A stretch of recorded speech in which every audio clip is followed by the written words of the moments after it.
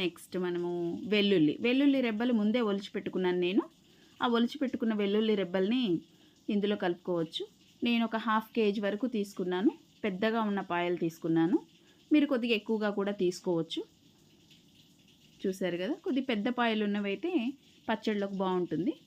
అందుకని పెద్ద పాయలు ఉన్నవి ఒక 1/2 kg పైన తీసుకున్నాను నేను. ఈ మిశ్రమంలో కలుపుకున్నాను.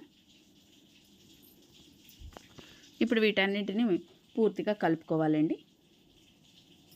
మీకు చెప్పాను కదా ఇంతకుముందే, 4 గిన్నెల ముక్కలు తీసుకున్నాను నేను.